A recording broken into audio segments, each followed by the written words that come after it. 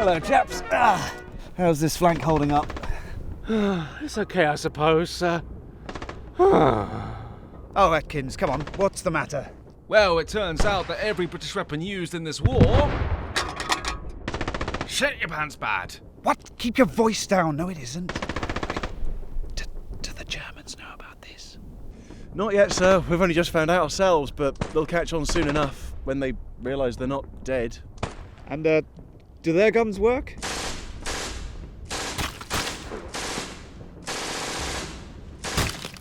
Evidently. Yeah, yes they do. Yep. Now look here. The fact that British equipment is... shit... does not leave this machine gun nest. Information like that spreads faster than a virus at a Chinese exotic meat market. So keep your mouths shut. I think the soldiers of the Wehrmacht are just, fighting for honour and their country. They're not committing war crimes like the SS, no. They are just following orders. What? Where did you hear that horse shit? Another machine gun nest. Everyone's saying it now. Must be true. Now look, just keep laying down suppressive fire. Even if it's only for appearance's sake. I mean, I would join you. I'd love to join you, but they've only given me 6 shots of 38 in this little Webley revolver. Oh God, we are so fucked. How the other half live, eh? 6 rounds. I've only got 1 in my Piat. Yeah, well, at least you've got a very big round. I mean, I'd shoot myself now and end it all, but I doubt this would do the job. At best, I'd get a piercing.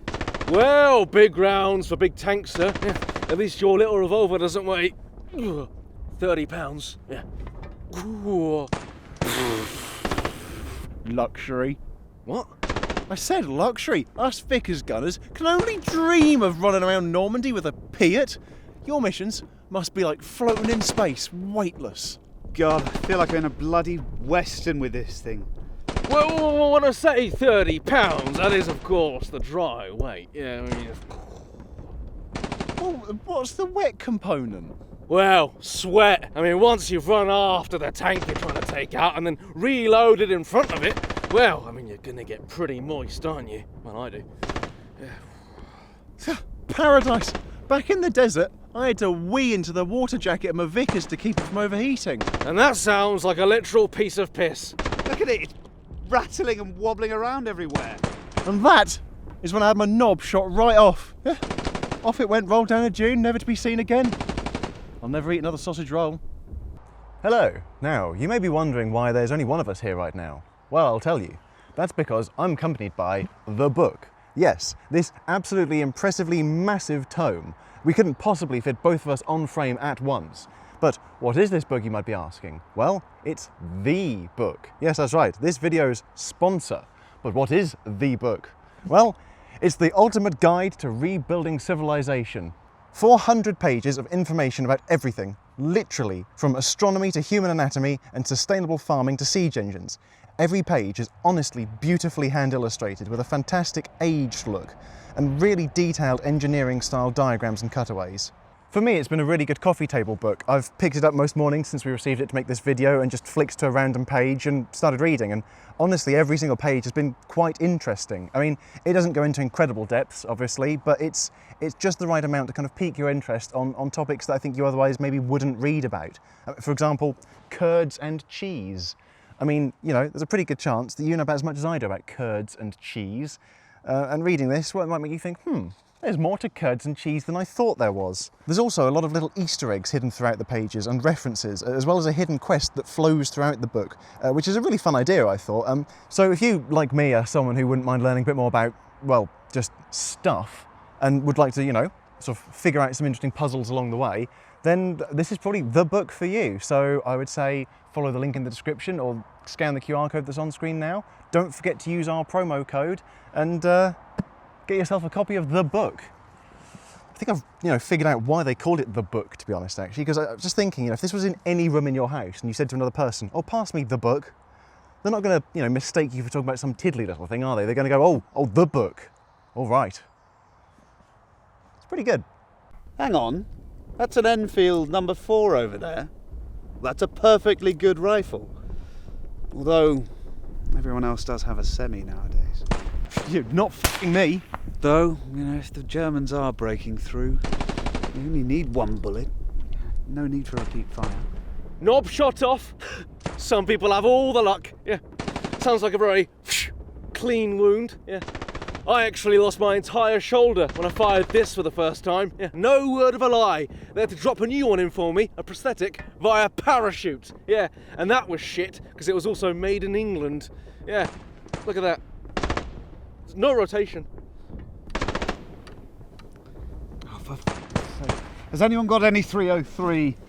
I mean, I just need one bullet. Come on, I can handle the rest. Just check your pockets, lads. Well, I have actually just run out of rounds with the old Vickers there, so I guess I'll have to fall back on my reserve gun, and pretty sure I've got you beat there. You're not beating anything these days, I wouldn't have thought. Here we go. Martini Henry, yeah. Might look good, but lost a war against spears. Do you know, according to my mate Dave down the pub, these are so useless that if a Zulu warrior dipped his shield in water, you couldn't penetrate it with one. That is how naff these are. What? Bloody piece of shit. Do you mind if I have a go with that? When you're done, just the one go. I'm also out of ammunition. Yeah, go all dry. No, you're not. What?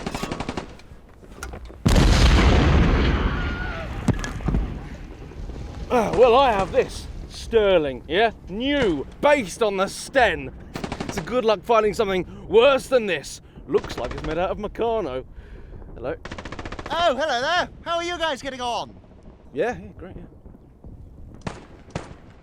This thing keeps jamming on me. Yes, it's pretty bad.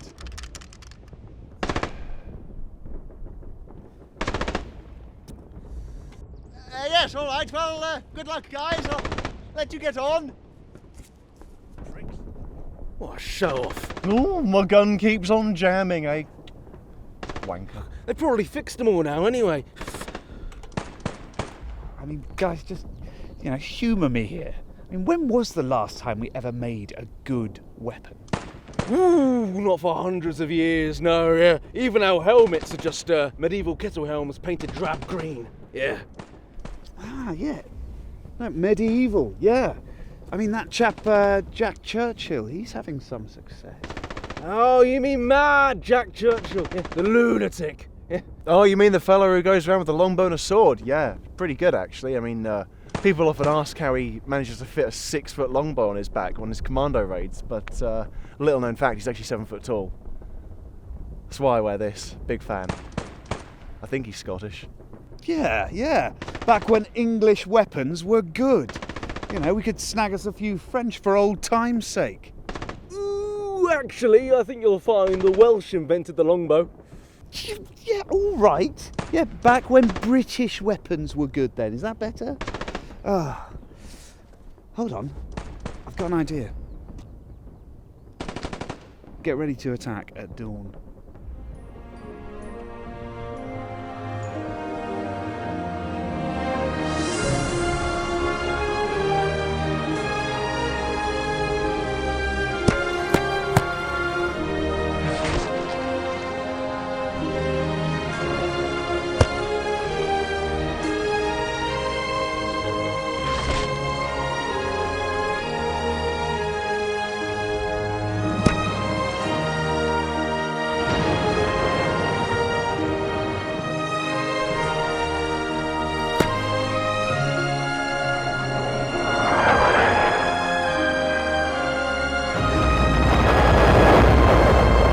So there you have it. Of course, the longbows were actually used to great effect in the Second World War. I imagine that's because all of our weapons were rubbish and, you know, nowhere near as good as those manufactured by the Germans. Germans? Hey, did you know that actually the Wehrmacht, they were just following orders. They didn't commit war crimes, not like the SS. They were just fighting for honour and their country.